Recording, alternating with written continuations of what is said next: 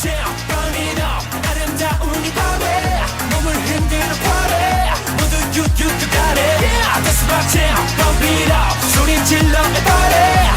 믿음에 맞춰 shout it. You got it. Thank you for joining us today. So last time you joined us, we finished our 3-part mini-series about other genres outside of K-pop. We explored K-rock, K-hip-hop, which hopefully you guys check that out because that was a really good time. Oh, yeah. And then we also did an episode completely dedicated to bands, which was also very good, which I've already told Anne I'm already starting to vibe with FT Island. Yeah. And I don't know if you saw that, but that was a struggle. I almost said Fistland again. It's forever Fistland. There's no FT It will Island be forever anymore. be Fistland. Or forever Fistland. So what we're going to do now is we're going to kind of just focus on some groups that we really enjoy or ones that Anne really enjoys that I haven't seen yet. We're going to start in second gen because only seems right. We technically did Gen 0 back with hip-hop with Sohee and the boys. We don't really have anyone for Gen 1 because that would just be so much research that would have to be done. We're going to go in order, but today we're going to actually start with a group from second gen that is very, very near and dear and personal to us. And then after that, we'll go in order. So, Anne, I'll actually let you start this off because you were the one who got me into K-pop. Yeah. So, I mean, like you said, we can do first gen, but we won't do first gen because that's not where I personally started. Right. Like, I know of it, but it's not where I started standing them like I did with like 2PM, Beast, everyone else pretty much. That's why I think second gen is probably the ones that we can, I guess, relate to more because Understandable. because I remember when I first really got into K-pop, I would like put on some music shows, and I think y'all were there too looking at it, and I wonder like if I start playing certain like songs or MVs, if you would remember like in the depths of the back of your mind. You're trying to unlock things from 17 years ago, girl. I don't know. That's how long our relationship was. Like, you go all the way back, you're like, no. But here at Wonderful Beauty, in-depth retrospectives are the cornerstone of what we do. Our journey began with a deep dive into 17, trying their remarkable ascent from the Pledis basement to becoming one of the music history's highest-selling acts. We've also explored the compelling stories of groups like Monsta X, BAP, and Astro. Yet perhaps no narrative resonates more deeply with our namesake than the enduring success of Beast, a group famously run by JYP Entertainment, only to triumphantly reemerge as Highlight and continue their illustrious career. Their original fandom name Beauty is where we got part of our name from. So you may be asking, what about the wonderful part? That comes from the subject of today's video, which is Wonder Girls. I'm so excited. I've been waiting for this one. Yeah, we talked about in length about doing the Wonder Girls episode. We always want to do a Wonder Girls episode, but this is more near and dear to our hearts, which I think why it took so long for us to even put it together, or even TJ to put it together, because this is more him than me. Like, yeah, I introduced TJ into Wonder Girls and all these other things, but I feel like Wonder Girls itself resonated more with him, whereas Beast resonated more with me because Beast was kind of like one of those groups that made me stay in K-pop, forced me to stay in K-pop. I mean, you're not entirely wrong. So really what it is it's two halves of the same whole. Which, unfortunately, I'm a terrible Wonderful, and I don't have a lot of merchandise because I got in so late, but I do have Wonder Parties, the only album I own. Thank you, Music Plaza in LA, for having this. We mentioned in our rock episode that the first thing I saw when I walked in was All Hours. I was so excited because I just started standing that group. Right, yeah. But I remember walking around and like you thought something was wrong because I started freaking out. And it's because I found this album. Because I don't own anything else Wonder Girls besides this. And I mean, to give it's you guys an hard idea, to get Wonder Girls like merch though, in general, because they're not active anymore. Oh yeah, and it's funny because this is so old. Like we don't even have photo cards. We just have giant postcards. Yeah, because photo cards was not a thing back then. It did not start until third gen. I want to know who actually started the photo card trend, actually. I think it was Girls' Generation is what I read. Oh, yeah, it was. Back in 2010, though, but yet not many groups decide to continue it, though, or even start it. Interesting. But Girls' Generation do have a larger fandom, which I'm sure people would like it more because there's more girls. There's like 9 of them. Yeah. All right. Okay, so it looks like TVXQ actually was the first group to do them. Oh, okay. They did it in their Japanese album, but they didn't become popular until 2010 with Girls' Generation. Okay, so maybe Girls' Generation is the one that started for like the Korean market, whereas Maybe. TVXQ did for Japan market. All right, that kind of makes more sense because TVXQ at the time was very big in Japan. So, okay, that makes a little bit more sense. Wonder Girls is one of, if not the most influential musical groups to come out of South Korea. Born under JYP, JYP wanted a group that wasn't just talented, but also relatable and could connect with a wider audience. Like what he did with 2PM, JYP had Wonder Girls star in their own reality show called MTV Wonder Girls. This approach allowed audiences to get to know the members' individual personalities and talents. This built up anticipation for the group's debut by showing their training and selection process. So the group officially debuted on February 2007 with the original lineup of Sunye, who is the leader and main vocalist, Yeeun, or Yenny, who is the main vocalist, Sunmi, vocalist and dancer, Sohee, vocalist and dancer, and then Hyuna, rapper and dancer. Now you might be thinking, how is Hyuna here? Hyuna actually first trained under JYP. And then when the CEO of Cube way back then formed, Cube under the subsidiary of JYP, kind of before they have their enough funds, I guess, to break apart or whatever and do their own thing. The CEO actually took Kikwan from Beast or Highlight, and then he also took Hyuna too to come and train with them. So they were like one of the first trainees under Cube. I remember because when I was writing this the other day, I literally said, "Oh, I forgot Hyuna was in Wonder Girls."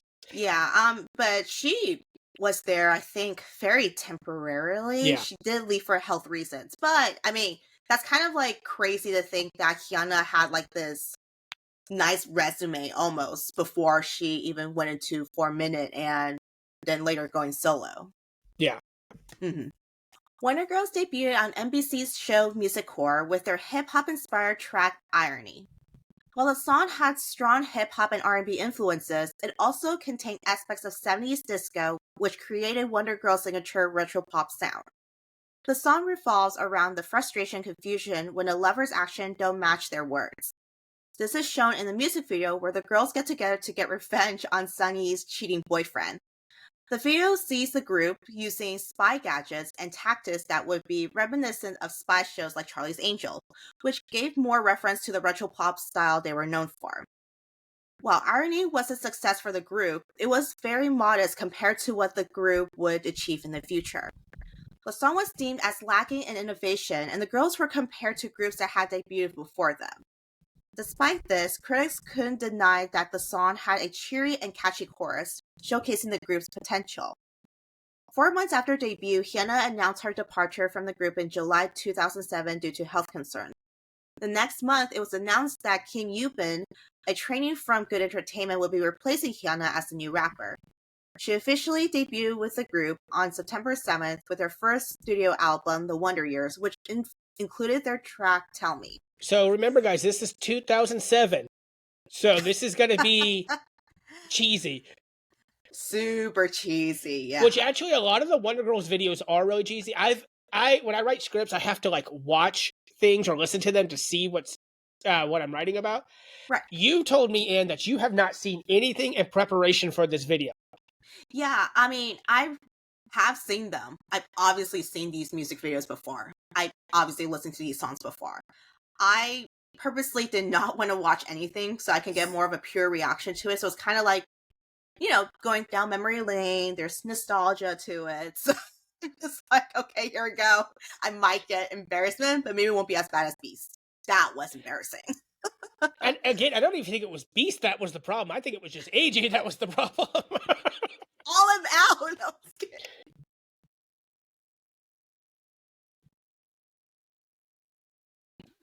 Wow, we were like intro too. JYP introducing the Wonderful.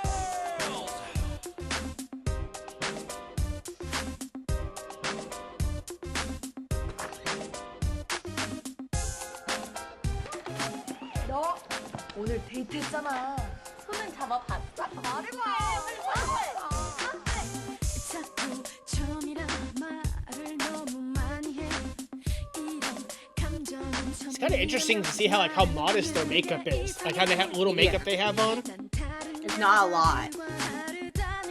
And also very interesting how I forgot how hair was back then, but they all have black hair, which is rare for most debut groups to do.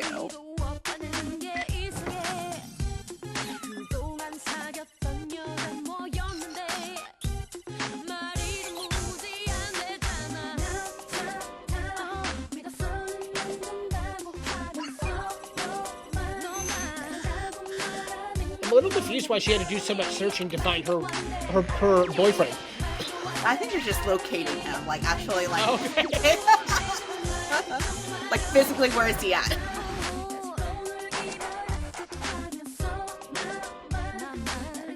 How did they make the dog a camera in his eyes? Right.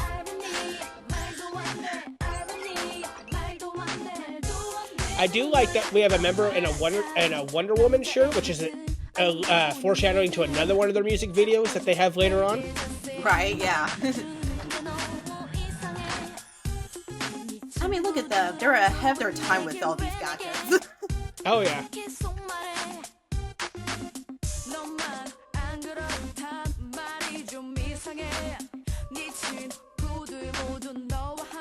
I'm sure this is what all girls wanted to do back then, man.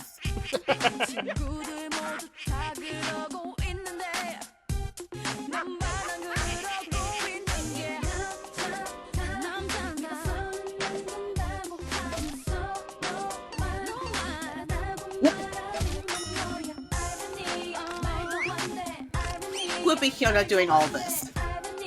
It was like, someone did you wrong? I got you.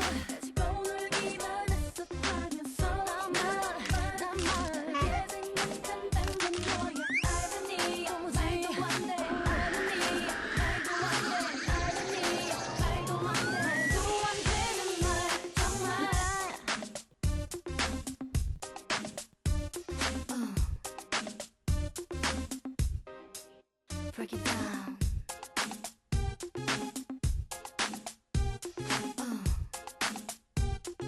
4, 3, 2, 너무 진실한 것처럼 말이지. 너무 그러니까 이상한 거지. 말을 고지고대로 듣지 못하고 자꾸 Still crazy for me to think that Hyuna was in this film. Right? Because she has her own color with her voice and everything. And it's like, can you imagine if she continued being Wonder Girls and it's like, instead of Yubin, it would just literally be that for all the raps instead. I don't know, I mean, I'm sure I would have stuck around still, but Yubin was my first ever bias, so. Yeah.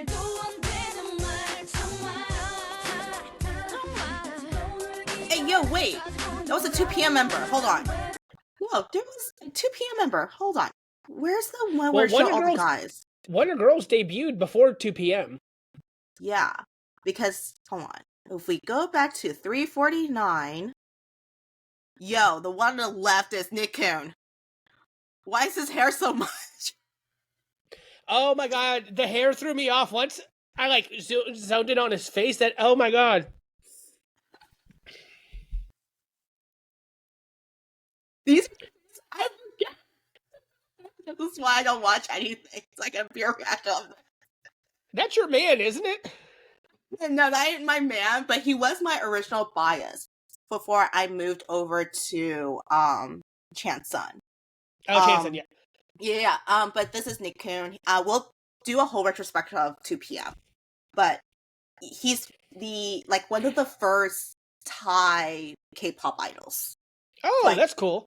Yeah. So it was like way before Bam Bam, obviously, way before Minnie, way before Lisa. Like this is 2PM. So he's like considered like the Thai king of K-pop, which is crazy. Interesting. That's the title he got because he's so versatile. He can do Thai, Korean, obviously, and he can speak English too. So he did a lot of like interviews in English as well to help, do the marketing. Oh, I think that's actually my bias. Is that your bias? Because I think that's the guy from the Must video that I really liked. When we get to it, we'll have to figure it out. Yes, I know, right? Loosely, very loosely. But yeah. Oh my god, their hair back then, though. That's like... I'm glad when they debuted, they shaved all that off. All of that. I mean, that's the funny thing is that this is pretty typical of second-gen boy group hair. Mm-hmm. Lots of hair, which when we do retrospective of their different groups, most of the hair was like that, but I don't think it was that bad. Okay, we'll see. I'm ready. We'll come back to this later on. Right, exactly.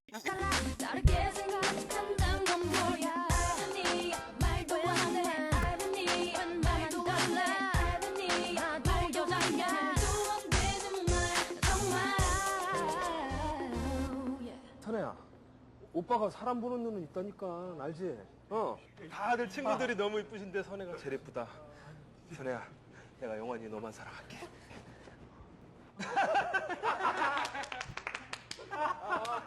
인사해야 돼, 여자친구야. 아유, 안녕하세요. 줄차리하러 갑니다.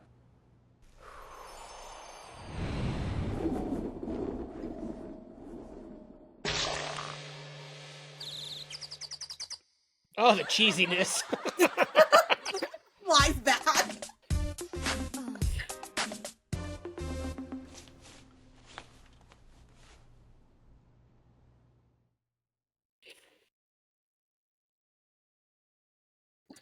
Traumatized for life.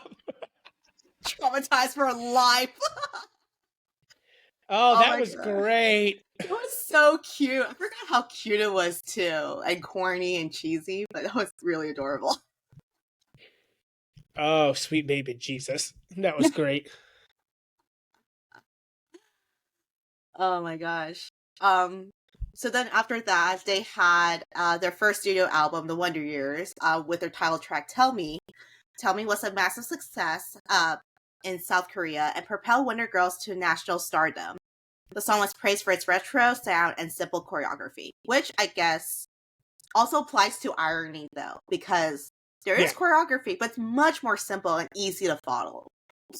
I think that's something that's very common with Wonder Girls as a whole, is their choreography is very simple compared to what we would see with later girl groups, especially like in third gen and so forth. Mm-hmm. Yeah, much more complicated, much more intricate, lots of details. This one is much more simple, which kind of fits because most of I don't want to say their songs are simple, but they're so much easier to listen to and follow. Yeah. Kind of like what later when they debut Twice, kind of the same, formula and everything, but theirs is more pop. This one's more like retro pop. Yeah. That's something that Wonder Girls kind of becomes famous for, is doing retro pop, because a lot of their Korean-based stuff is always going to be inspired by 60s, 70s, and later on the 80s, right. Which is really something that I would say nobody was really doing at the time. I don't think so. I mean, they may have done it for maybe like a concept for one album, but I don't think they continue it all the way like the Wonder Girls did. Yeah. Mm-hmm. All right, so 2008 continued the success the members had already discovered. They released So Hot as a digital single, which would later be released as an album of the same name. Like with previous songs, So Hot was praised for its catchy sound and simple choreography. So like we said, so that's something we're actually going to see come up a lot when we talk about Wonder Girls, is how simple the choreography is, which we've already mentioned. Mm-hmm. This time the song featured a more K-pop sound with a rock and roll vibe. The choreography was so popular that it inspired many K-pop and public dances. So this is 2008. Like, nowadays K-pop and public dances are so common. You see them all the time. I know the kiddo, one of her favorite ones is that girl who does Gum by Jessie. And, and the kiddo's always like, she didn't have to go that hard. She ate that up, you know. Yeah. But this is back in 2008, which for retrospective, that's when we graduated high school, and that's when the kiddo was actually born. So, yep, that is correct. I feel old now. It'll get worse, I think, as we continue. Once we get to third gen, I think we'll finally settle down and be like, okay, this is we're fine now. Yeah, right, pretty much. Out of the what? One of the groups that was featured was actually a group of police officers that were actually showcased on television. Oh, that's cool. The cultural impact and legacy of Sohee cannot be understated. For example, Blackpink did a remix of Sohee at the SBS Gayo Daejeon in 2017, which garnered significant attention. I actually remember you sending me that video. I think I was at work or I just woken up and you're like, oh my God, Wonder Girls Blackpink. And I was like, wait, what? And then you sent me that that clip of them doing that song. Yeah, it was really cool and shows how influential Wonder Girls is, because 2017 minus 2008, that's like 9 years later, and it's still so relatable. And then Blackpink's like, this is how we're going to honor, you know, our Sunbaes, and we're going to do a remix of So Hot. And it kind of fit them pretty well, while also change it to Blackpink's own color too. Yeah, it was very much like, it was Blackpink's vibe, but it didn't lose the originality that came from Wonder Girls. Yeah, that's pretty much what I was going to say, because yeah, they added their own rap and everything, but the essence of So Hot was still there. It was so apparent. Yeah. It's really good, guys. I mean, we are not exactly Blinks anymore. We don't really stand as much as we used to, but definitely go check that video out. It's so good. It is so good. And the way they performed it live was also top notch. Definitely. Following the success of So Hot, Wonder Girls released one of the biggest tracks, Nobody. Inspired by 60s Motown girl groups, the music video has a very Dreamgirls-inspired concept. This is also where we're going to see JYP starting to show up in a lot of the videos. So in the early 2000s and 2010s, here in America, we got a lot of artists who would like say their name right before a song. So we would have Jason Derulo or Lady Gaga would say Gaga. Yeah. JYP does the same thing, which we actually heard in Irony. It starts off with him whispering JYP. But he'll actually start showing up in the music videos, which you'll later see with Twice. Actually, I think Twice is the only other group that he does it with. I don't think he shows up in any ITZY videos. I'm trying really hard to remember, but I mean, he did stop eventually, but I'm pretty sure it's just the concept of when JYP was releasing his music is kind of similar to Wonder Girls in terms of like drawing inspirations from like the 60s, 70s, and 80s type thing. So I think he's just probably like, this is kind of like my baby. I want to be there for them, that sort of thing. But it became like a running meme at that point.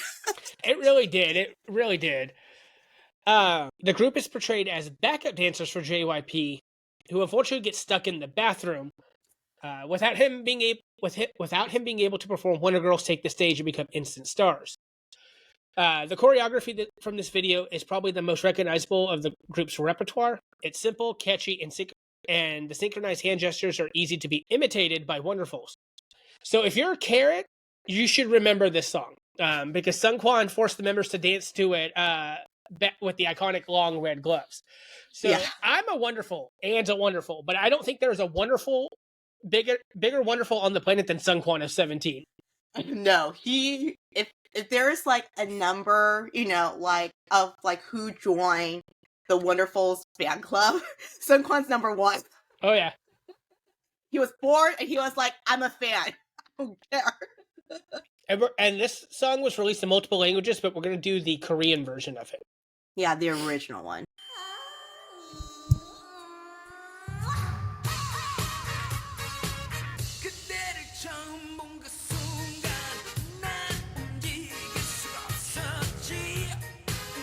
I feel like this is what JYP's concert probably went a little like. Yeah, I know, right? And I'm so sad I missed it. JYP was the greatest singer at the time. He was so good. He had hits after hits as well. Which we He should really know, did guys, go long through. before he became a meme because of Jackson Wang and stuff, he was always a goofball. Oh yeah. 자, 이거 새로 나온 곡인데 노바디라는 곡이야. 느낌 아주 팍 오는데 어때? 지금 한번 해보겠어?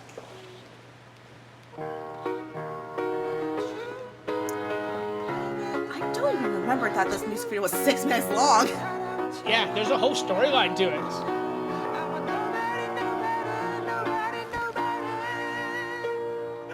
The guy in the background. 감사합니다, 신사숙녀 여러분.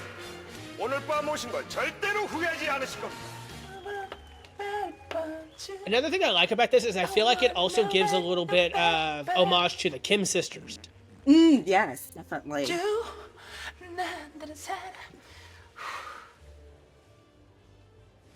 Things I could have gone my entire life without seeing. Yeah, but also relatable. 저기요. 소개합니다. 우리 모두가 기다리고 기다리던. Did I say loud like that, JYP? I know, he's gonna hear you. It's like he just wanted to be out there.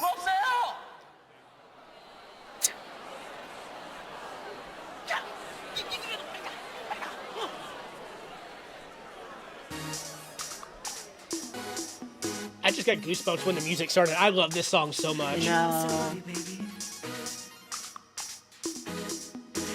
I mean, I would argue that nobody literally changed the world. Oh, yeah.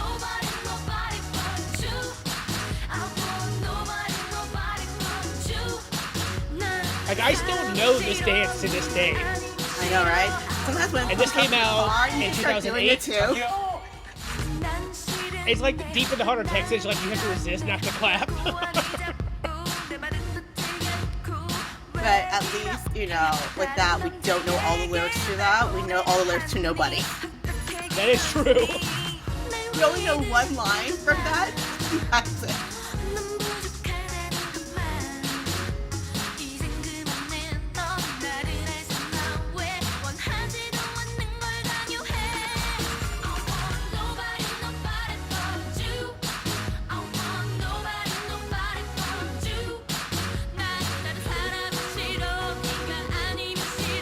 I also like how they do their hairs too. Oh yeah, the beehives and all that. I like that they don't just use the sound, they like stick with an actual concept from that time period and they go all out for it. Right, exactly. Like the whole outfit, the hair, makeup. I mean, they really lean into it. Even the mics are Yes. like leaning into that because mics don't look like that back then. I like that nobody's gone to check on JYP. I know, really. Like they didn't think to surf. You're just like, yeah, you can do it. Management should be fired after this.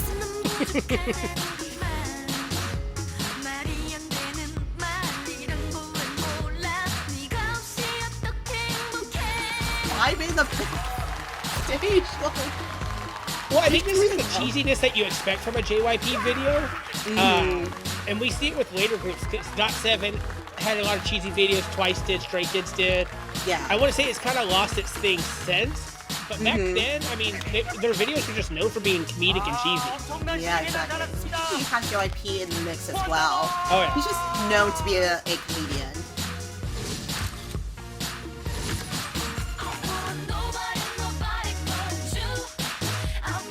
He even like the short bobs as well.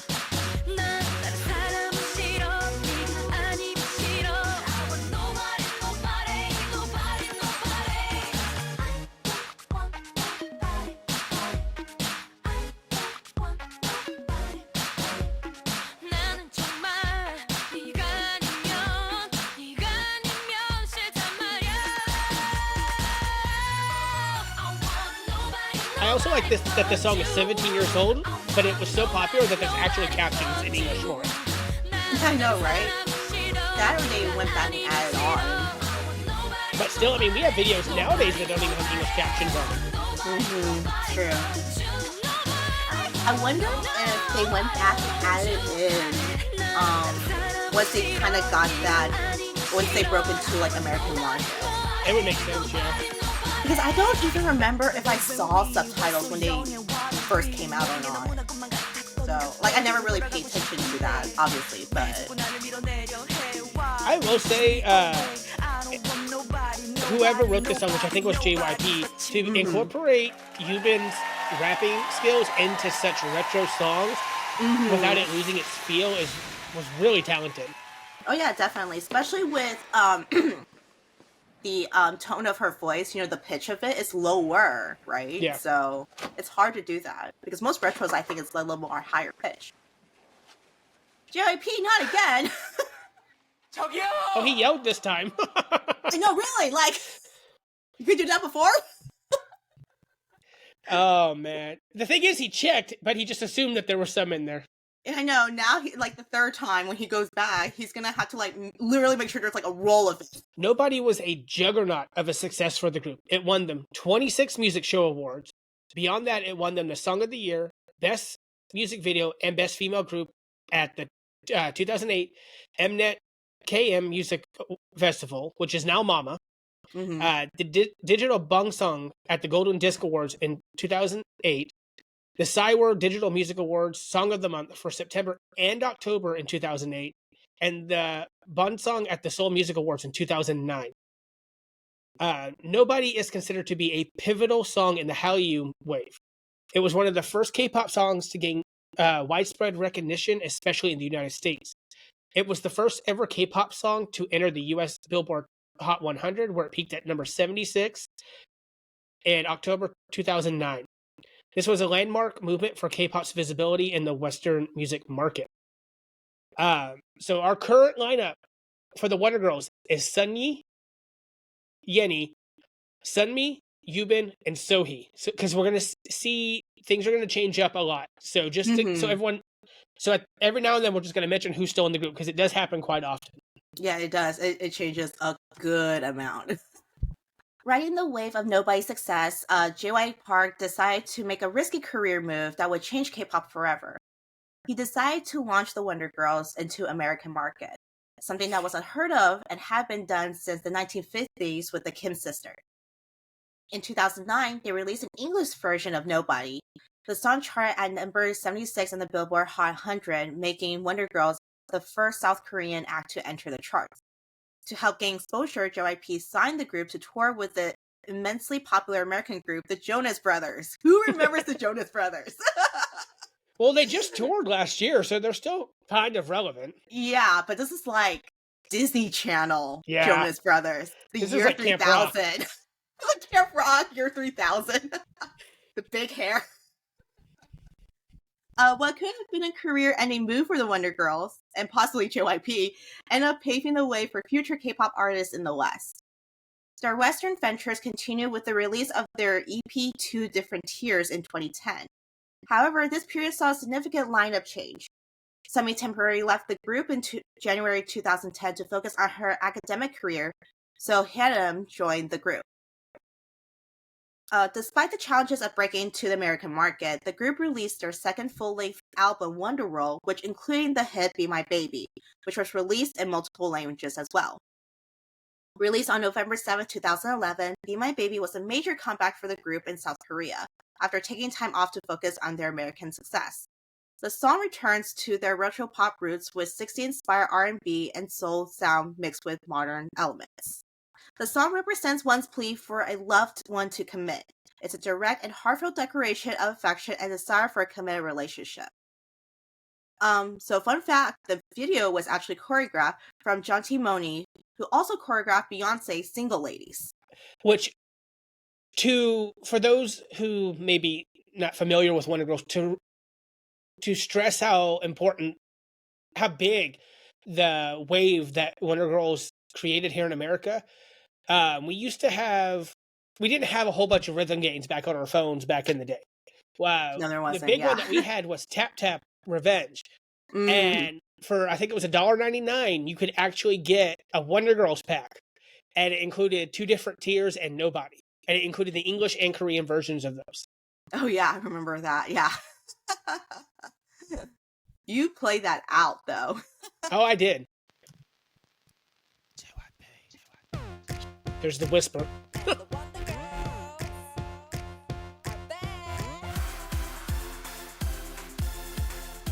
you can definitely see the influence of Beyonce's Single Ladies in this one. Oh yeah, definitely.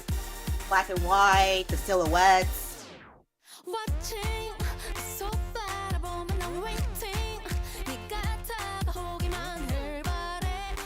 I like that the girls get a little more individuality, like with their hairstyle and everything. Like they're still kind of keeping it retro, but each one, they're not all having the same style.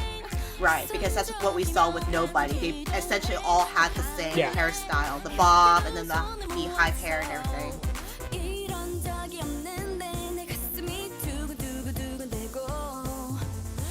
I know this is kind of irrelevant to the music video, but Hyelim got a lot of questions where they're like, "Are you Chinese?" But she looks so Chinese. Oh, interesting.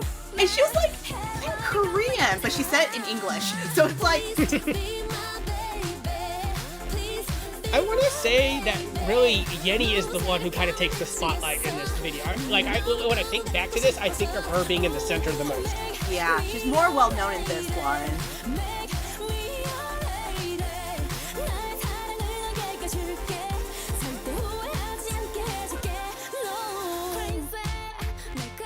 I forgot about the color puffs. I know, right? I think that was the trend back then too. The whole black and white, and then you have like a pop of color. Yeah.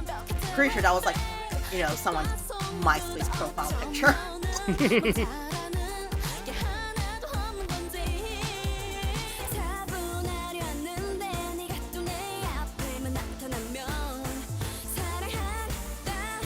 You know, I've never really kind of noticed, but Yubin looks a lot older than the other girls. Not to say she looks old, Right. but like a lot of the girls look like teenagers, whereas Yubin looks like she would be like the oldest, like the leader of the group, because she has a more mature face. Yeah, definitely.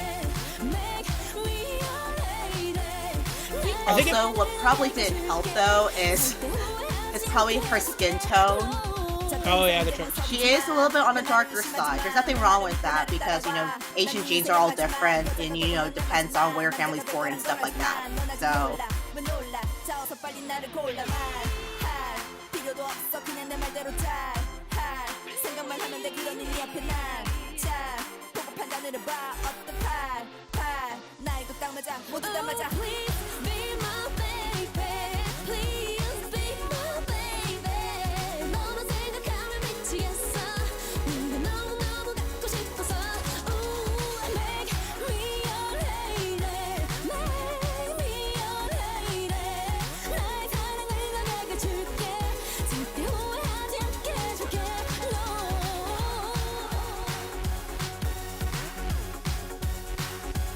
props to them for doing all these in heels. I Oh would yeah, break something. on stairs nonetheless. Right? I would break something within one jump.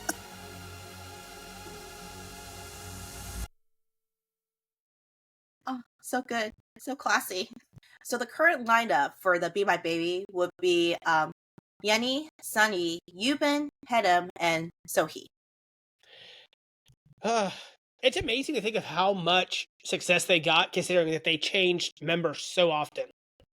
Mm-hmm. I guess it kind of just the fandom, you know, you just gotta give credit to Right. the fandom. They're just happy that these girls are coming out with hits, and I mean, at least even with the lineup change, as trainees like Yubin and Hyelim, they definitely had, you know, training and have success, and then like to put so much faith in like Wonder Girls is, you know, by that time after Nobody, Hyelim literally has a huge, you know, space to fill for that. Like she's got to make sure she can fit the legacy that Sunmi has left after Nobody, because literally right after Nobody, Sunmi left. So then it's like, well, we need to find another member, right? And then they were like, oh, we can get Hyelim, and then now Hyelim's like, well, crap, am I able to fulfill that? You know, Yeah. It's such a huge like weight on her shoulders, but she did it with grace. She did wonderfully. She fits the whole group really well. Which, fun fact, Yubin was actually on the second season of Unpretty Rap Star. Yeah, she was, and she got. You know what? She didn't get that much hate. I think it's the other girls that got hate that was in idol groups as well. She was okay, but people were hating on her for because she is part of Wonder Girls. They're like, she's probably gonna cheat in terms of getting votes. Because everyone knows that Wonder Girls has the biggest fan base at the time. So yeah, and she made it pretty far. She made it to episode 6, and apparently she actually lost to Hyelim. Yeah. I don't want to spread hate because I love Hyelim as well. I love her so much. Well deserved. I think it only got down to the songs they were producing with the producers that were given to them. I think by that time, Hyelim got I wonder if she won because she had J Park on her team. Maybe that's what it was. Whereas Yubin had Quiet? I forgot. It's been such a long time ago, but I mean, all their songs that they came out was really good, but Hyelim literally kind of changed everyone's perspective during Pre-Rap Star 2. Because, yeah, they're idols. The thing was, though, Hyelim was never known to be a rapper in Sistar. So she got the most hate, okay, because she's the leader of Sistar. Her vocals, I want to compare it to almost like Beyonce. Like, it's soulful. Okay. It's, she can do this long range and all these other things. But whereas Yubin, they just hate her because she's like part of Wonder Girls. She's gonna cheat with the votes, and she's gonna get all these votes. That sort of thing. That's the reason why she stayed on for so long, because the votes saved her, literally. It sounds bad, but that's literally what it was at the time. But so then when Hyelim came on, they're like, "You're a singer, like, why the F are you even here?" Like, all these girls were hating because these are underground rappers. They're like, "You can't even rap. Like, what's the point of you being here?" Hyelim was able to turn around and do kind of like an R&B vocal / rap singing type thing, and then that's how she garnered all these votes, like, because she changed everyone's perspective of that, and that's how Hyelim became Hyelim now. Whereas Yubin, she just stuck with rapping. She did great, but I will admit, I think the votes literally kept her going up until she went against Hyelim, and they're like, "Nah, this girl's better." Well, it speaks a lot that Hyelim actually got second place on that season. Yeah, I know. She literally, I don't know if she made more enemies or not, but I mean, at the end of it, the audience at least has a changed perspective of who she is, other than just being a Sistar member. So, and I mean, it benefited her when she went solo, so she did all that other stuff. Mm-hmm. Apparently, they were on the same season as Moonsua as well. Yeah, I know. That's wow. Yeah, that was a huge lineup. It was a lot of idols in that, because they also added on one of the 4-minute members like halfway through the season, and everyone's like, the F is everyone got so mad. They're like, "Well, can you rap, on the spot? Like, we want to see your skills." And then she became a meme from that because it was so bad. But later on, Yubin actually opened a SoundCloud account where Yubin just had like these random rap verses and ciphers that she releases, and she got that 4-minute member to join her in one of the meme songs and made it better. I want to say I remember that. It's Me, or I think it's Me is the title of it, but they made it so much better because Yubin actually took a hand in producing that song. Nice. All right, so to get back on topic, because you guys know exactly how we are. Long before we had films like Stargazer, Astroscope, and Monsta X The Dreaming, Wonder Girls was the first K-pop group to receive their own movie. Mm-hmm. Unlike those two, it was actually a movie. It wasn't a concert movie. No. Debuting on TeenNick, if y'all remember TeenNick, back in 2012, the Wonder Girls, which is different from Wonder Girls because there's no "the" in their name. Ideas change. It followed the group on their first U.S. tour, primarily focusing on their activities in New York. This saw the girls getting into mischief, touring the city, and accidentally being entered into the Apollo's amateur competition. During this time, TeenNick was going through a music trend themselves. They saw shows like the Naked Brothers Band, Big Time Rush, and Victorious. Due to the movie being developed by TeenNick, the movie saw Wonder Girls having a rivalry with the company's own music act, Schoolgirls. The movie gave us the first real song targeted towards American audiences, The DJ Is Mine. Unlike their usual 60s and 70s sound, this track featured a more contemporary electric pop sound mixed with club music. This was a very common trend with American music at the time. Yeah. The song features a battle between Wonder Girls and the aforementioned schoolgirls as they fight for the affection of DJ Skills, the main love interest of the movie. That name alone tells you how old this movie is. Right? Despite being more aggressive and competitive to previous concepts, The DJ Is Mine was an overall success. While it didn't chart on the Billboard top charts, it showed the group's ability to diversify and adapt to reach a wider international audience. Even if some wonderfuls thought that this was the group selling out. Okay. I love this song, but it is going to be completely different from anything else that we've heard so far. It's also very cheesy, guys, because again, 2012, and also it's produced by TeenNick. So yeah, it is produced by TeenNick. So at that point, it's kind of like JYP doesn't even really have a say in that. I get that they're selling out, or people thought they were selling out, but contracts, baby. Like, what can you do when you sign a contract with different companies? You literally have to abide to them, right? Or you pay. And also keep in mind that this is before Blackpink, before BTS. You know, they are literally the first K-pop group, actually the first act since the Kim sisters in the 50s to actually attempt to do something in the American market. Yeah, which I think, again, JYP being very, very smart with that. He kind of just rolled with the punches and was like, hey, we have so much success with nobody in terms of like breaking into the Billboard charts. Now we're going to kind of make it to where there's different languages. Then it's like, oh, you know what? We have this great opportunity. Let me see if I can kind of deal with anyone over in America, which happens to be TeenNick or Nickelodeon. And then JYP is just very good in promoting his groups when he really wants to lean into it and take advantage of it. So I don't think they're selling out. They're just literally doing in the business model of they're following where the money is, and it's working. Exactly. Yeah. This is also before Psy made it big here too. So like this is you'll see the difference when we start the video. Oh yeah, no, definitely. It's not the typical Wonder Girls, but it's still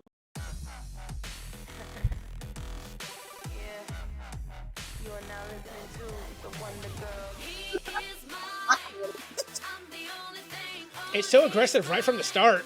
I know, really.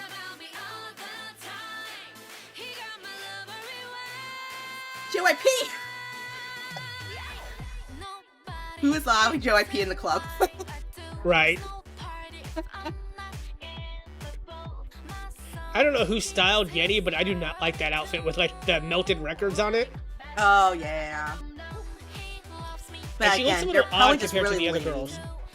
Yeah, I think you're just really leaning into the fact that, you know, it's DJ. There's a track thing. Well, Yeti is kind of the main character in this because DJ Skills is her love interest. Yeah, I was about to say, wasn't she like the main lead in the movie though? Yeah.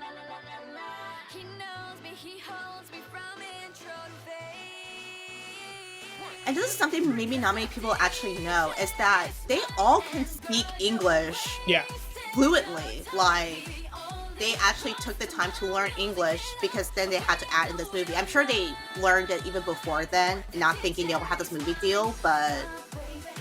Well, and I think Yubin actually came out and said, because some people were talking about how cheesy the TeenNick movie was and how the acting wasn't the best.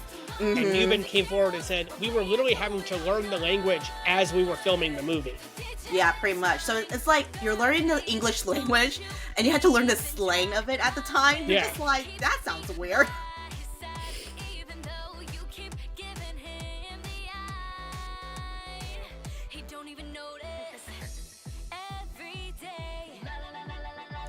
I actually really remember one of the key points in this movie is that it actually touched on Asian racism because the girl that's singing right now, she actually calls out, I think, the leader of the group because she makes like a racist Asian joke.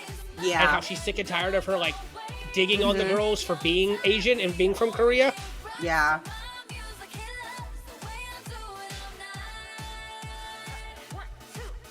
That's interesting. I'm looking at the schoolgirls right now, obviously. They don't have any like final records on their outfits. No. But the Wonder Girls have something with the final records. You know what I'm saying? That's interesting. Like foreshadowing? This little rap-off is so good in this song. Oh, yeah.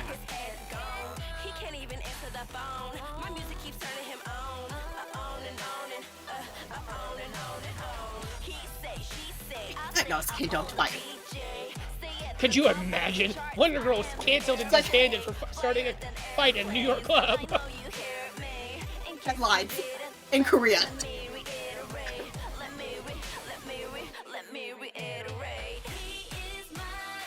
But yeah, that wrap off was so good though. So iconic. That look on Yenny's face. She was like, bye, bitch. Learn that. Not learn that in America. How dare you? I remember thinking that this was Robbie Amell for the longest time, and then I realized no, it's just some like doppelganger. Which is crazy because he does look. And I think that this was the actor's like one big role that he ever did. Yeah.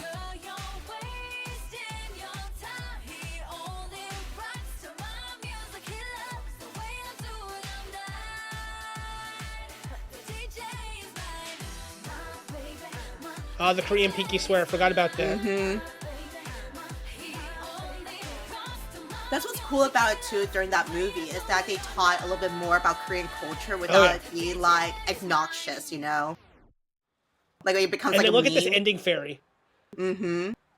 The original ending fairies. Right.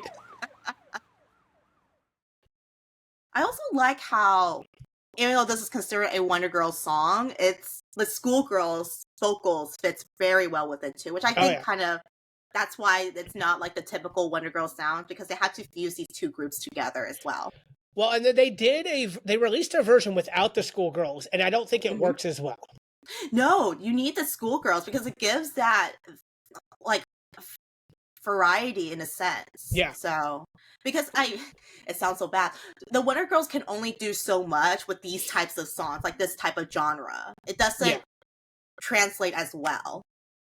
Yeah, like, I mean, look at the difference between the raps between Yubin and the girl from the schoolgirls. I don't know anyone's names. Unfortunately, I think there was a girl named Mandy. That's all I really remember. I never saw the schoolgirls movie or anything. From what I've heard, they did not achieve success. They were actually, they had a really big failure as a career, which I think turns back to Nick Cannon actually mismanaging them. I don't remember. So it's Nick Cannon. he was like the JYP of TeenNick at the time. Yeah, he was. He was literally he was hosting almost like every game show, it seemed like. Yeah. Yeah. But the difference in rap styles between Yubin and the other girl goes back to what you're saying. Like, they can only do so much. And like, this isn't their typical sound. This is more of an American sound. So I think they, like you said, they needed the schoolgirls to help back them up to boost this song to where it was. And it was also a nice, even though they were featured, the schoolgirls got a lot of line distribution in the song. Yeah, I want to say it's actually pretty even, because going back to what you said about the Yubin rapping for like just the Wonder Girls version without the schoolgirls, like Yubin like kept rapping this whole thing and almost kind of didn't make sense, especially if you've seen the movie and you know the plot of it. Like, why is Yubin rapping to herself about it? Like, no, this is like a battle. Yeah, exactly. Yeah. So, following the success of the Wonder Girls movie and The DJ Is Mine, the group continued to focus on gaining more popularity in the Western market. They released Like Money featuring Akon. Who remembers Akon? I know. I remember we used to make the joke because he was popular for Smack That. Oh, yeah. And I remember you and I, because he had disappeared for a while, I want to say. And when this song came out, we're like, they just put JYP in a chair, spin him around a few times, and he threw a dart, and it randomly landed on Akon. He was like, who can we bring into this to make it even better? The song was originally teased in the Wonder Girls movie as a space theme. While the space theme was dropped, it did incorporate a sci-fi theme including futuristic elements and the girls being portrayed as a bionic woman perfectly engineered for global domination. Once again, stepping away from their established retro pop sound, Like Money featured a more European dance sound and even including a dubstep breakdown, which I believe was the trend too back then at the time. Because we had like Lady Gaga, there was like more of that like rave songs at the time with what's they're called? The one who came out with Like a G6, that same sound. I forgot the band Oh, name. wow. I know the song. I couldn't tell you who the artist was, though. Yeah, I know it has movement in it. It's blanking on me. I feel so bad. But, kind of like that same route. That was getting popular back then. The lyrics convey the members wanting to be loved and treated with the same value and attention as material wealth. The inclusion of Akon was kept a secret. Even when the song was teased in their movie, it wasn't revealed to be Akon until the video dropped. This was a deliberate move made by JYP to garner more traction and attention in the American music scene. Surprisingly, the song performed better domestically than internationally. Critics in America thought the song didn't stick out enough in an oversaturated American market. Though in Korea, it was one of the highest rated English language songs of the year. It debuted at number 11 on the Gaon single charts. Imagine going to America, wanting to make it big there, which they did. They made it huge here. Yeah. But your family members back home like the song more than the Americans do. I mean, Akon was still relevant back then, right? He hasn't done anything bad? I don't think so, right? I don't think so. I'm not going to say what I think he's doing right now, because if I'm wrong, that would be slander. Yeah. But he's definitely not relevant anymore, I want to say, that I know of. He's not relevant, but it's interesting how Akon was part of it too, because, like you said, we know SmackDown and everything, and then literally his tagline, his producer tagline is conflict.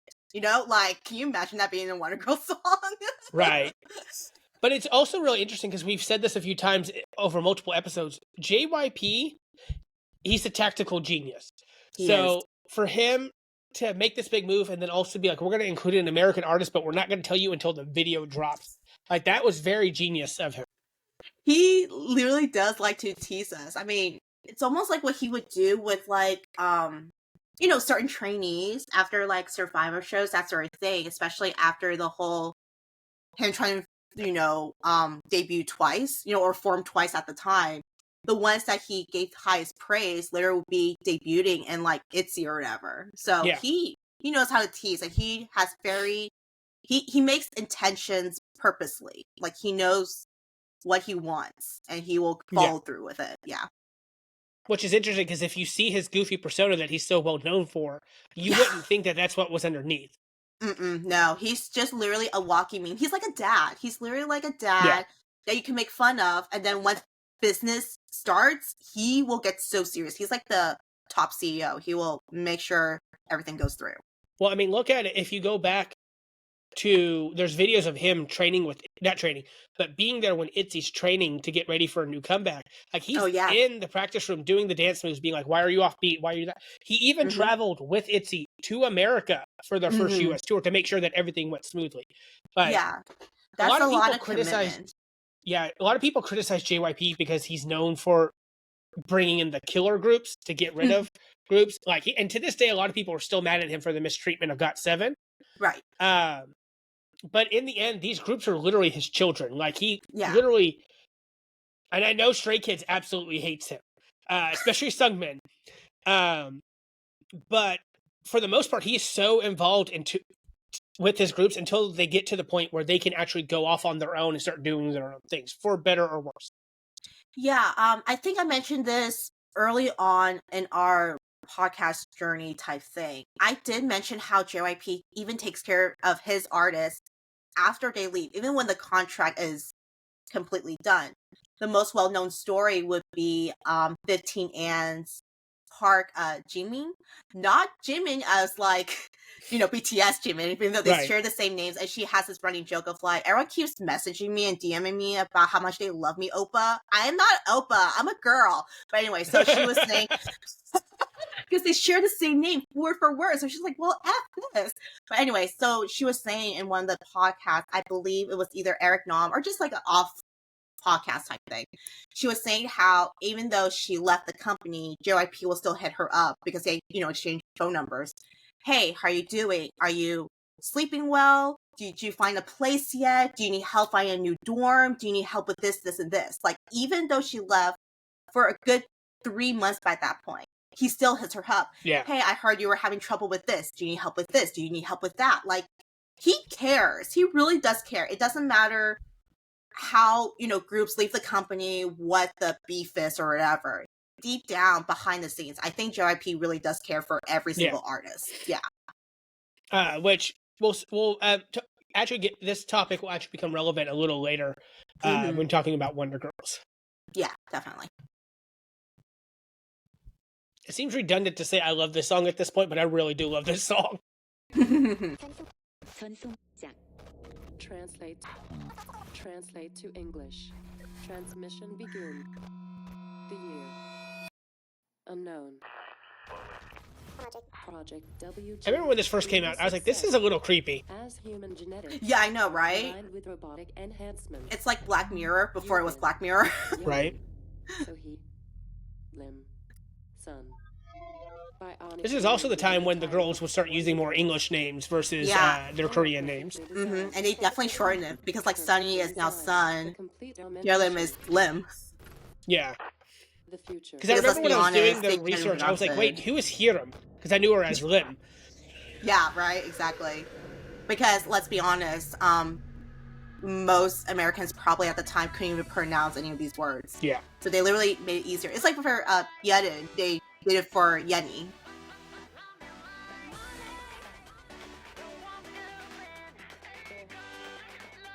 There's that 2010s, let me say my name.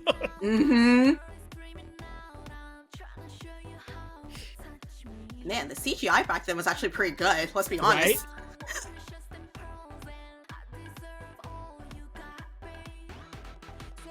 They get that American money right now.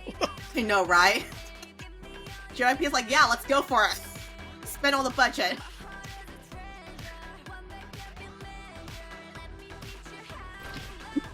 Wonder Girls.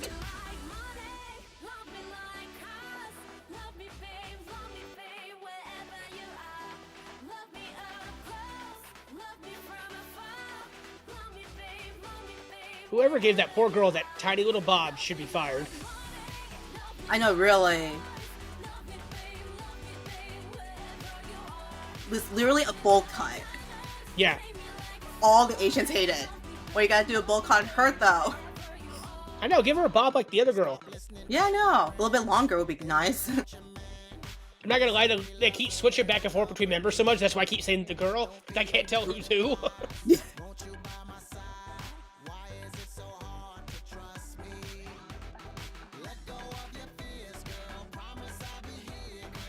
Did he just give himself an A+? Yeah. You know, he's like, I did a good job.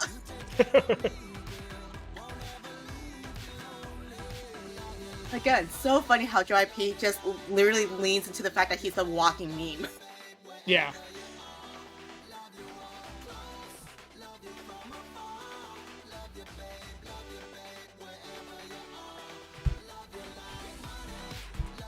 Also, crazy how Akon can kind of lean into this more pop thing, you know?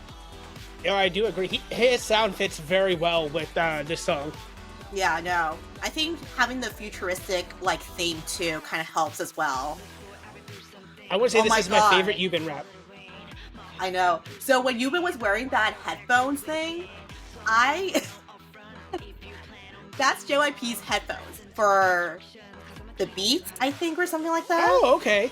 Or Diamond, I forgot what it was, which company it was under, but that was JYP's, exclusive headphones. This was way back then, but when we did the Black Friday camping out at Best Buy with Thomas, our friend, yeah, I was actually aiming for that one. Oh, wow, I didn't even know he had exclusive ones. This is how new into K-pop I was, guys. Yeah, I got the headphones somewhere in the depths of my closet, but...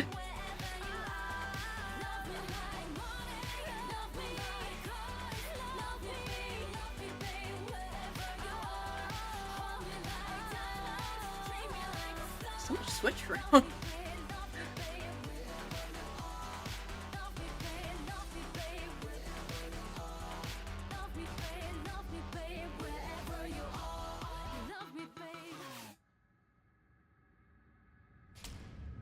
That was so good. It was so good. I mean, having Akon as an addition to that is great, honestly. Gives them a little bit more exposure for the American market. but also just Akon fitting well. I can't imagine if Akon kind of screwed this up. I don't think it would be this much success. I don't think JYP would have let him screw it up. Yeah, right, exactly. So this would actually be the last single that the group would perform as a quintet. Yeah.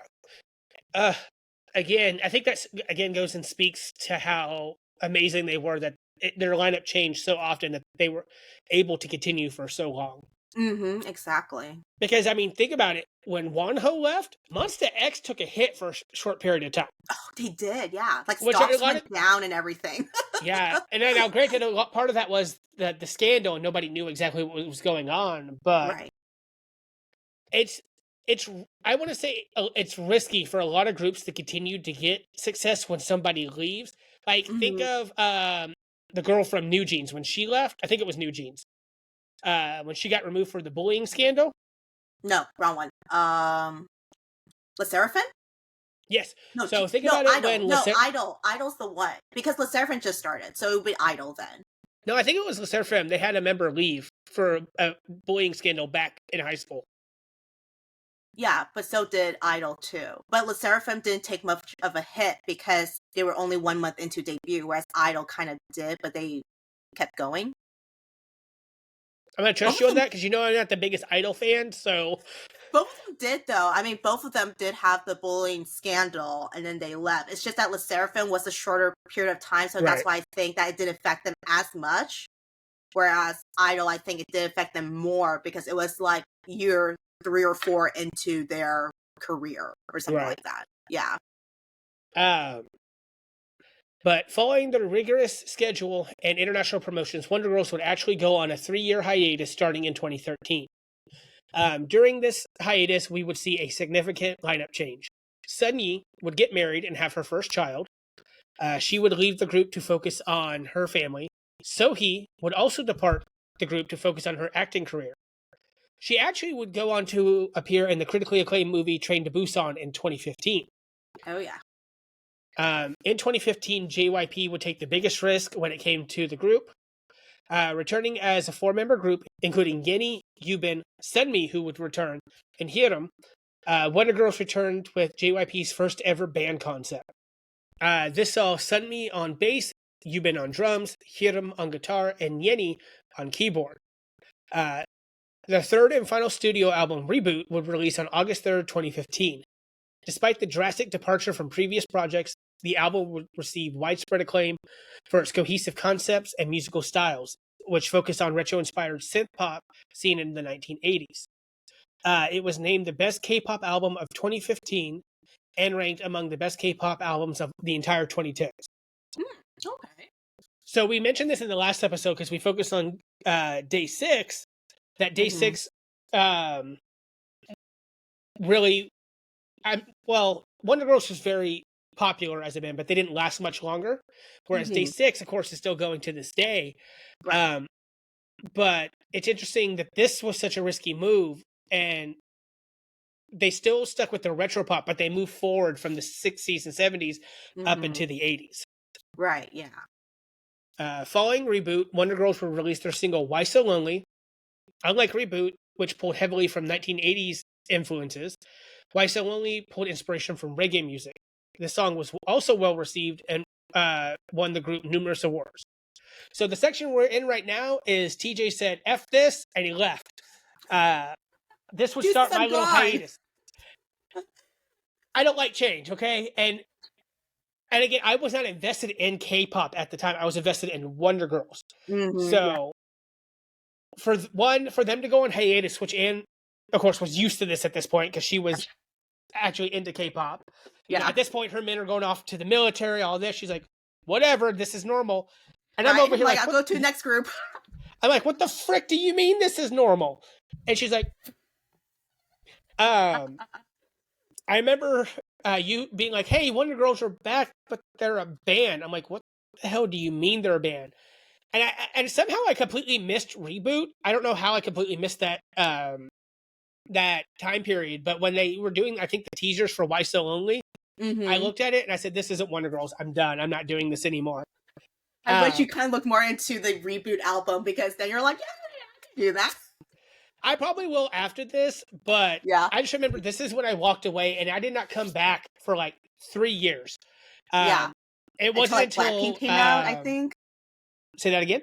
Oh, I think it was like during when Blackpink first debuted. Is that what it was? Yes, so you introduced me to Blackpink, and I was like, okay, this is kind of cool. But it wasn't until I heard Ice Cream Cake by Red Velvet that Yeah, I that's actually came right. back and became a K-pop stan. Yeah. All right.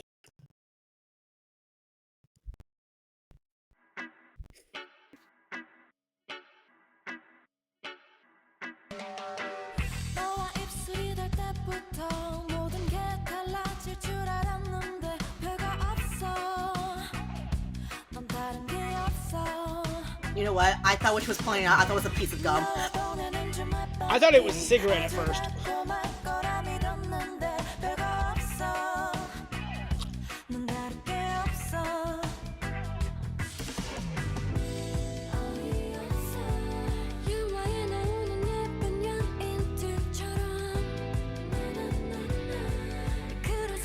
I do like how they did their makeup though. I almost don't recognize any of them. That's the weird thing. Like, Yenny I recognize because she's got such a particular face structure. But they're almost unrecognizable to me. But they're also in their late 20s at this point. Yeah. So it makes sense that their stylings would also be more mature. Yeah, definitely.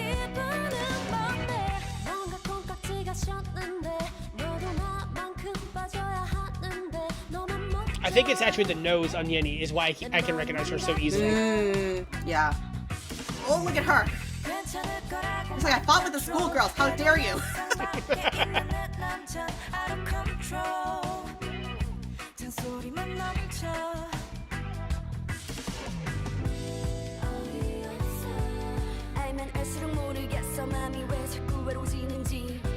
Also interesting how now Hyelim is the one that is doing the rapping. Right. Yubin has more singing notes now. Or singing lines.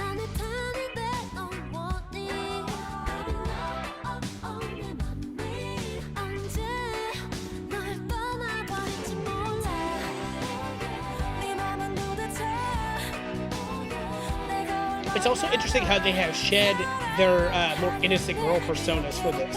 Because we have the alcohol, we have the references to violence and stuff like that. Oh, well, hello. Right? A little bit around here. Yeah, but it's not Yubin style. Yeah, it's more mellowed out. It's not, it doesn't go as hard as a Yubin would go.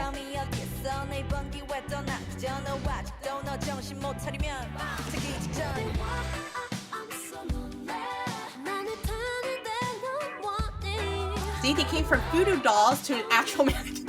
Right? Doing gang stuff. I'm so confused. Not using anymore. Oh my I god. do like that Hyelim seems to keep that Hyelim style is still very like 60s and 70s. Yeah.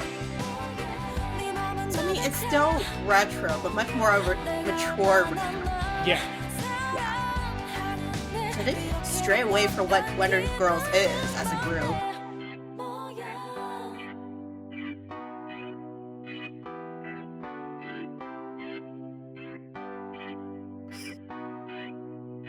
Uh-oh. They're in the same room. Y'all should go, man. Y'all should go. Okay, so that song wasn't terrible. I'll eat It's crow not- there. Yeah, it's not as bad because they do still keep their retro sound. It's just, it's a band now. It's just, I just think it's not Wonder Girls in my eyes. yeah, because actually- there's no choreography.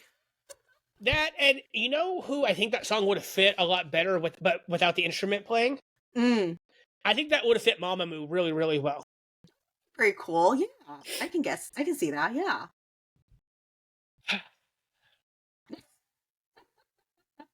It was an okay song. I feel like if it was another group, my negativity wouldn't be so impactful on the song. Because again, and I know styles change, so does music, and we've seen it with every single video that we've done so far, but for me, that's just, it's not the Wonder Girls that that got me into K-pop, you know? I totally understand that. I totally understand that. Like if all of a sudden Monsta X became a jazz band, I'd be like, what is this? I don't understand. Like, They're we're going already through a midlife established. Why are you crisis. changing the formula? Going through midlife crisis. It does not become Ajishis. Shonu already acts like one. That's never mind. That's a whole different subject right there. On January 26, 2017, JYP Entertainment announced that Wonder Girls would officially disband. While Yubin and Hyelim would renew their contracts to pursue solo activities, Yeeun and Sunmi would leave to embark on new paths. This news came just 15 days before Wonder Girls' 10th anniversary. As a final gift to their dedicated fan base, Wonder Girls released the farewell single Draw Me on the date of their 10th anniversary. Wonder Girls left an undeniable mark on the K-pop industry. They were the pioneers of the retro concept, which would influence countless groups to follow. And as stated, their groundbreaking entry into the Billboard Hot 100 opened the door for the success of future K-pop acts in the Western market. Without the success of Nobody and the American promotions that followed, we may have not seen the rise of groups like BTS, Blackpink, 17, and others outside the Asian market. Without them, who knows if Psy's Gangnam Style would even have an impact that it had. Despite numerous lineup changes and the challenges of their American promotions, Wonder Girls was able to consistently deliver memorable music and performances. This solidified their reputation as one of the K-pop's most influential and beloved girl groups. After a decade-long career, Wonder Girls achieved 32 music show wins and 2 Daesun wins. The group also achieved a perfect all-kill for Why So Lonely. They are one of the only 30 groups to achieve the highest award. Billboard named Wonder Girls one of the most influential K-pop acts of all time. They were also named one of the top 100 girl groups of all time by US Weekly back in 2022, being one of the 4 K-pop groups to be included. So, lots of achievements through their whole decade-long career. So, Right. They've done so much. Their impact is also important to us. Without Wonder Girls, TJ would have never ventured into K-pop. Along with Beast, we wouldn't even have this passion project. Our name Wonderful Beauty comes from both groups' fandoms. Wonderful's for Wonder Girls and Beauty from Beast. It's just, it's their impact. We've stated it over and over again. Like, Anne probably still would have been a K-pop stan because, you know, she was back in the day with all her music tabs open to get all her votes. She was doing her black market. Don't worry about the black markets, you guys. Just move along. Move along. But it's just wild to think that without JYP deciding that he's going to make a career move that not only could have destroyed Wonder Girls, but it could have also made him the laughingstock of K-pop and destroyed his career as well. Yeah. Like, that we wouldn't have, like, we have Wonho next Thursday. Stray Kids is a week after that. ATEEZ is coming. Like, who knows if JYP Entertainment would have continued? We may not have ever gotten twice ITZY, JYP, Stray Kids, and all those groups. Well, I mean, JYP does still promote himself. Yeah. Like, and yes, I'm not exactly the biggest fan of the ARMY fandom, but, and I know somebody's going to discredit us for this, but like, without the success of what these girls did through numerous lineup changes and all that, BTS would not be as big as they are here. They may have gotten the same success in Korea, but the success that they see over here in America, Mexico, and stuff like that, it really goes back to 2008, JYP deciding, I'm going to take this really popular group and I'm going to send them to America. Because back then, I mean, really, and you can correct me, and of course, if I'm wrong, but really, Japan was really where you would send other groups to promote them outside of Korea. And I'm sure it's due to cost-wise, right? Being a business person. I'm sure it's because of cost. Like, you know, like, going to Japan, it's just like a hop and a skip. Like, it's not a big deal. And I'm sure visa-wise, it's not as high of a cost. I know right now there's that rumor thing where visa for K-pop groups right now is going to go exponentially higher. But even flying a group overseas to do concerts would cost a good chunk of money. That's the reason why, like, for example, right, like KCON, they are committed to so much money to do these, Korean conventions overseas, especially here in America, because, tariffs, taxes, all that fun stuff. But because Mnet backs up KCON, they're able to do it because they're a bigger company. Now, if you're a smaller company, for example, like currently CIX, they did announce they were doing a tour for both Europe and North America. But then suddenly their promoter was like, due to unforeseen circumstances, we had to cancel. And I'm just over here like, it's probably because it's either visa or there's not enough funds. That's the reason why you canceled them. It can't be anything else. So, you go where the money talks. So obviously Japan is much easier to promote. They can translate to Japanese because it's easier. Whereas America, again, it's a whole different, like, we're just on the opposite side of the world, and the market is so different. And let's be honest, the US here is kind of racist. Yeah. They cannot fathom that. Even today, I'll be honest, everyone thinks every group is BTS. You know what I'm saying? Because, BTS is K-pop, so everyone has to be BTS. I'm just like, that's a girl group. I don't know what. Yeah, they're definitely BTS, sure, yeah. And here we go back to poor Jimin's struggle. Right? So, I mean, the girl or the guy. Anyways. But yeah, so, I mean, you are correct in terms of, like, it's so common back then, especially back in the early second gens, for them to promote in Japan.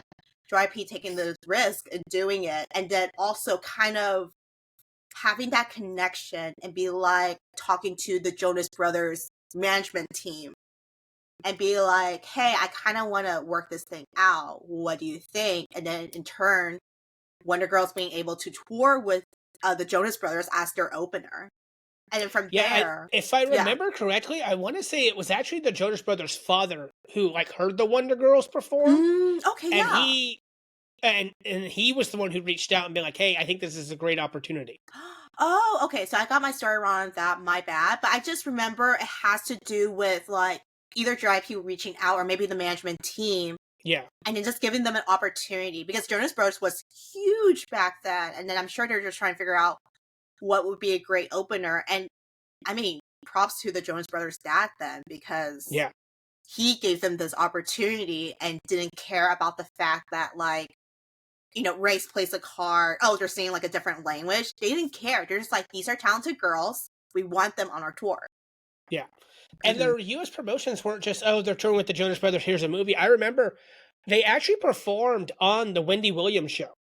They actually performed Nobody on the Wendy Williams show. And I remember Wendy being like, here's our next group, the Wonder Girls. Wait, is it here's Wonder Girls with Nobody.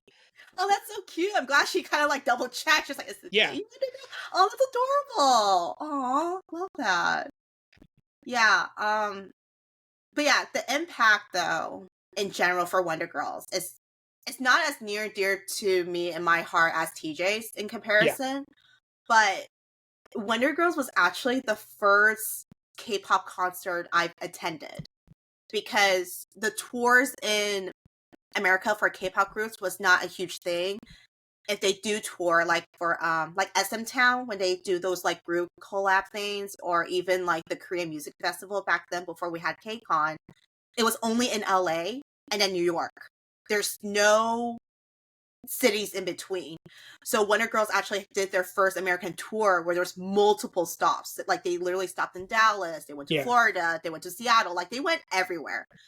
So that was the first group I went to, and partial was because of 2 p.m. because they said that 2 p.m. was going to tour with them, and then 2 a.m. would later go to like just the major cities, which is just LA and New York. Yeah. But yeah, no, Wonder Girls kind of opened my eyes to how it was just at the House of Blues. It wasn't like a big venue, but the turnout that I saw, like we were literally waiting in line, waiting for the doors to open. And I don't know if you've ever been to the House of Blues in Dallas. Oh, yeah. Okay, sure. So you know how I think we went to see Kate Vogel there? Is that where we saw it? Yeah, we saw Kate Vogel there. Okay, so you know how there's like the entrance and then there's like that parking lot that's kind of like right next to it? Yeah. Type thing? Okay, so it's kind of fenced off. We were kind of in the front because I got the VIP tickets for that. But the line, separate from the VIP, just like the general admission one, literally wrapped around the parking lot and went further down to where all these apartments were.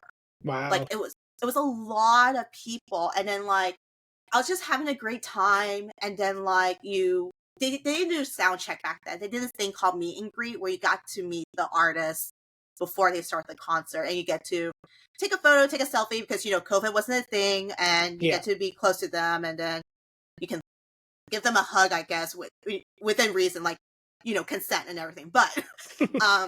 But meeting the Wonder Girls and then being able to talk to them, they were so sweet, they were so nice, and they're still so humble. They had huge success, but they took the time. Like they could easily just be like, all right, let's give a quick hug, let's say hi, let's take a photo, and just go. Like it could have been like a 15-30 second meet, but they took their time. I'm pretty sure I spent time with them for about 2 minutes because they were asking, you're like, oh, thank you for coming and all these things, and you're like, what is your favorite song? I hope you enjoy it. We'll try to do that. No, we won't play that song. Like like you're just like giving spoilers, but they were just so sweet. And then like their stage presence, seeing them live was so different. They knew how to hype up the crowd. By that point they know more English, so they were talking to the audiences in English most of the time. I think the only time they were struggling was like their endiments, like the thoughts of the whole thing. That was the only time they struggled. But I know a lot of them, like maybe got 2 or 3 of the members, they were trying their best to do it all in English. And finally they gave up halfway. Now effing Korean. But yeah, that was such a fun time. And yeah, because of the Wonder Girls, they, all these K-pop artists now are able to tour. Imagine like if we didn't have Wonder Girls that were able to do multiple cities, and now we have like say like 17 or BTS, and they were like, oh yeah, we'll just only stop in LA, New York. Like how much of a mess would that be, because they wouldn't have that exposure thanks to the Wonder Girls. And it's so crazy to think that it's, again, K-pop has gotten a lot bigger. Yes, and a lot of it is due to BTS, due to Blackpink. Mm-hmm. But it all traces back to really one singular group taking a risk and being like, we want to try in this market. And think about it, at that time, they were competing against the likes of a new Lady Gaga. They were competing against Kesha, these other big pop acts. And like you said, America's not exactly the friendliest when it comes to international anything. Yeah. And for them to not only get the success that they were able to get and not lose their fandom back in Korea, because let's be real, Korea can be just as mean sometimes. Yeah, no, definitely. Look at the way that Vernon was treated when he debuted because he wasn't Korean enough. Same with Jeon Sohee and stuff like that. Yeah. One of my fondest memories, I never got to meet them or see them in concert because, again, I got into stuff really, really late, is us getting together for the Wonder Girls movie. Because back in the day, children, you would do this thing called DVR. We didn't have streaming services. What is DVR, TJ? So back in the dinosaur age, when Netflix actually sent you your movies, what? You in the mail. In the mail, nonetheless, and you get to keep it as long as you wanted. Back during those days, after we had when we would record things on VHS players, you would be able to select a program, I think up to like 30 days in advance on your cable box, and your cable box would quit whatever was currently going on at the time. So if your parents were watching, let's say, Criminal Minds, but you wanted to record the season 7 finale of Grey's Anatomy, which anyone who watches Grey's Anatomy knows how important the season 7 finale was. It would cut off what your parents were doing, and it would switch over and start recording it automatically. Yeah. I remember it was 2012, and I believe I was still working 2 jobs at the time. I think it was actually that's when I started Olive Garden. So I was working at Okay. Olive Garden, and I think I was working at Game Over at the same time, and so we were having trouble Mm. meeting up because I was Yeah. working 2 jobs. I think you were at the second sushi restaurant at the time. You had left Yoko and gone to work at Hanabi. Yeah, I think so. And then I think since it's 2012, that's probably also the start of us getting ready for our restaurant to open too, like Yeah. preparation wise. But I was still working to, make an income and put it towards Yeah. the restaurant. So yeah. And I just remember us finally setting a date, getting together, and it was just me, you, and the 4-year-old, and we watched the Wonder Girls. And I just remember it being such a fun time. Mm-hmm. And yes, after that, I was like, I don't want anything to do with this anymore. I don't like this band concept. Yeah. But if it wasn't for the Wonder Girls, because I remember the first video you ever showed me was Super Junior's Sorry, Sorry. Yes. And I remember being like, what the frick is this? Like, Why is there so many boys on stage? yeah, and why are they like rubbing their hands together and then wiping it on their shoes? Dumb. Yeah. And you were so excited. You're like, oh my guys, look at this. And I remember all of our friends being like, the Wanwu. But, and I remember for the longest time, you were like, okay, well, here's Blackpink, here's VIX. I think you'll like this. And I was like, stop it. I don't want anything to do with this. Yeah. And then it led to Ice Cream Cake by Red Velvet, which, as you guys know, I'm not really into the cutesy concept. Mm-hmm. The Astro video will prove otherwise. Mm-hmm. But I want to say that Ice Cream Cake almost gave me vibes of Wonder Girls, and I think that's what led me into falling down this rabbit hole. I mean, look at all this behind me, guys. Like, It's like everything. I've created a monster. You did, and then from you, I created 3 more monsters, and it's just gone on from there. Little army of monsters. And it all goes back to one group of girls that JYP took a risk on, and it panned out. I mean, first off, they had a decade-long career. Yeah. Now, a lot of second-generation groups are still together, but some of them unofficially disbanded and then came back and things like that. But I remember back then, we were all afraid of the 7-year curse. Oh yeah, that was a huge thing back then. So, and the moment they passed the 7-year clearance, we're like, they did it! And it's like a year later, they're like, disband. We're like, ah.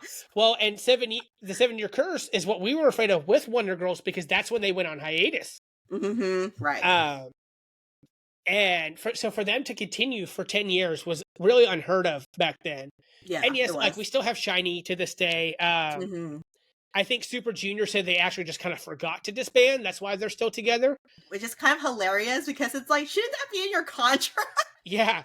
And like other JYP artists, like 2PM disappeared for a long period of time. Yeah, they did. Yeah, they did solo and then stuff. they came back with one album. And then now they're back on hiatus. But one member left because he was having his first kid. It's, but to reiterate. It's a whole bunch of things. Yeah. But to reiterate, like this week and next week, guys, Monsta X just had their 10th anniversary this week. Yeah. 17 is having theirs next week. At the time of recording, today's the 24th. Monsta X had theirs last week, and 17 is having theirs this week. Which, guys, go to Google, type in 17. It's amazing. It's so cute. That's more common nowadays. Back then, when the Wonder Girls were a thing, that really wasn't a thing. So, I don't know. We owe a lot to Wonder Girls. I especially owe a lot to Wonder Girls. We wouldn't be doing this because I'm the wonderful part of Wonderful B2uty, whereas Anne is the beauty part of the Wonderful B2uty name. But I mean, congrats to these girls that they are all doing solo things. I know Sunmi is still, I'm pretty sure she's still singing, so he's still acting. Yubin and Yeeun are doing their own things. I know Yeeun went solo too. She released a couple of albums. But I mean, props to Lim and Sunye for becoming moms to 2 beautiful kids each. Like, that's crazy. Yeah, and like you said, Sunny actually came back as an idol. She was actually part of Mom Doll. Yeah, that's right. Yeah. But I mean, even Hyuna, like, they've all had careers outside of Wonder Girls. I mean, I would say a lot of people probably know Sunmi more for her solo stuff, like Gashina and all that. Yeah. But I also want to give props to JYP because, like you mentioned earlier, the way that he cares about his groups. Mm-hmm. When they disbanded, he literally told them, and I think Yubin was the one who said this in an interview, that he literally said, "Call me if you ever need anything, if you need a place to stay, if you're short, if you're hard up on cash," which I doubt any of them would be because they were so popular. Exactly. Yeah. If you want to come back, please let me know. And I remember right when we started this project, when we were coming up with ideas, that's when we had a weird revival of the second generation. Yeah. So like, I think Tiara came back, Kara came back, 2NE1 came back, and we're like, all right, give us Wonder Girls. Come on, JYP, give us Wonder Girls. Which I want to say a couple months ago, 2 or 3 of the members were on a variety show together. 3 of them were on a variety show together. I think they did Nobody. I can't remember. Yeah, I think they did. I forgot what talk show it was, but they did do that. And then, like, another example is when JYP did his anniversary concert. Mm-hmm. Was it like the 30-year anniversary or something like that? However long he was in the business, the Wonder Girls showed up. Well, not all the Wonder Girls members, but most of them did show up to show support and everything. So I mean, that the fact that past artists show up to his anniversary concert should say what kind of man JYP is. Yeah. Even when they disbanded or they got kicked out or whatever, like, they still showed up to show support. Yeah. So I want to say thank you, JYP. Thank you, Wonder Girls. My bank account does not thank you so much. But honestly, without you guys and your success, we wouldn't have this connection. Like, we've been friends for 21 years, but K-pop, outside of like just normal friendship and, you know, loving one another, K-pop is really a core of our friendship. And without that, we wouldn't have that. Right, exactly. Because what else are we going to do other than One Tree Hill and Gilmore Girls and Grey's Anatomy? And let me tell you now, it's really hard to go back and watch One Tree Hill now. Oh my God, I'm scared to go back. I can go for Gilmore Girls. I don't want to go back to One Tree Hill. I watch Gilmore Girls over and over again, but it's so hard. I'm having the same problem with Charm. So knowing how awful Chad Michael Murray was makes it hard to go back and watch. Yeah, and I can totally get that, yeah. And then all the reveals once the NDA was out about how awful Alyssa Milano was makes it really hard to go back and watch the show, especially because I really enjoyed the first 3 seasons. Yeah. And so just to know how Shannon Doherty, may she rest in peace, how she was treated because of Alyssa Milano just makes it hard to go back and watch those shows. Yeah, no, I can definitely see the concept of that. I'm just scared of going back to One Tree Hill in terms of like how, not that their acting was bad, but you know, like for starters, like where they all started from pretty much. Yeah, so this was our introduction into second generation.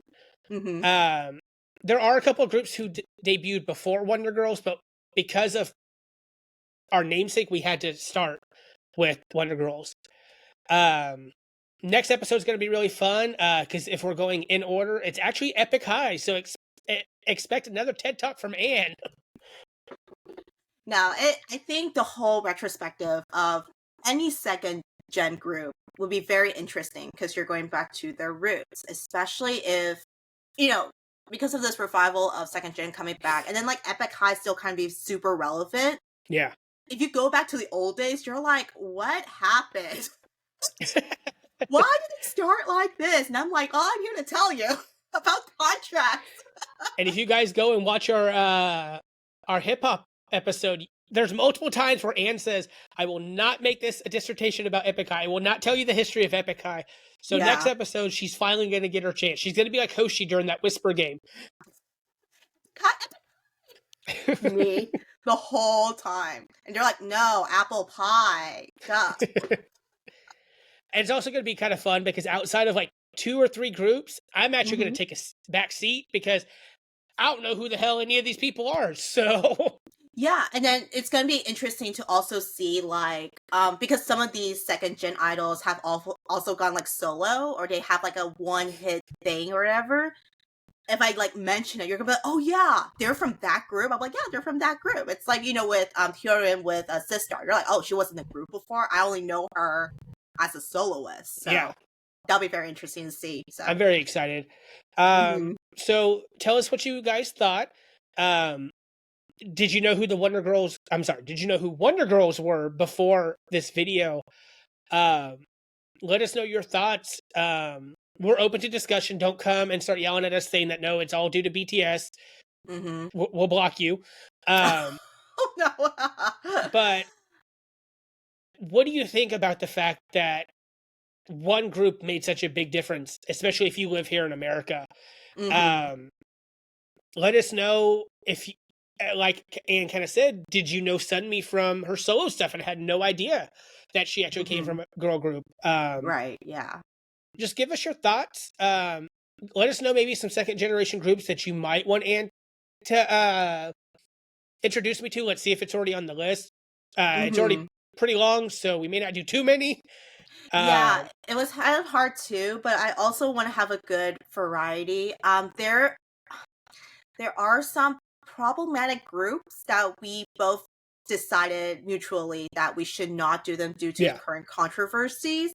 Especially, racism is everywhere. It's not just in America, because Korea is very homogenous. Like, you can't blame them for that. I mean, racism is still kind of big over there in Korea. So there's just some things that they've currently said or have done that we don't agree with. So we decide to not do. But we will mention them.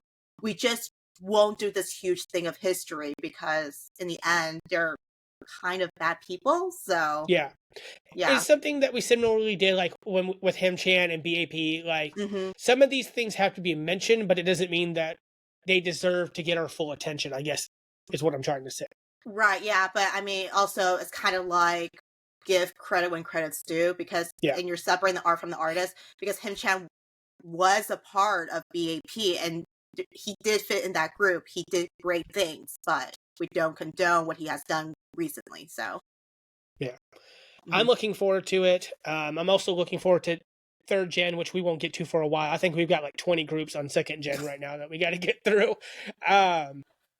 But let us know what you guys think. By our next episode, Anne should be back from LA. I'm sure she'll have plenty of fun stories to tell us. But it's great to sit down and share one of my favorite groups with you. Really, the genesis of my K-pop journey. And I've been excited. I've been wanting to do this ever since we did Beast and Highlight. There just never was a chance to do it. So, and thank you, Anne, for actually introducing me to Wonder Girls. Oh, I'm glad it all worked out, but I'm sorry about your wallet. Yeah. We'll talk after Wonho. Oh, no. All right. Bye, everyone. Bye. 흥건해진 밤이 보는 길 봐